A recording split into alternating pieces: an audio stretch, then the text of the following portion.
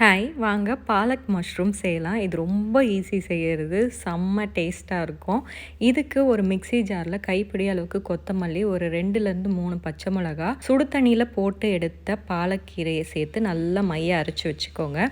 இப்போ ஒரு கடாயில் 2 டேபிள் ஸ்பூன் நெய் சேர்த்து சீரகம் போட்டு பொரிஞ்ச உடனே நறுக்கின இஞ்சி பூண்டு, நறுக்கின வெங்காயம் சேர்த்து வெங்காயம் கண்ணாடி பதம் வர வரைக்கும் வதக்கிடுங்க.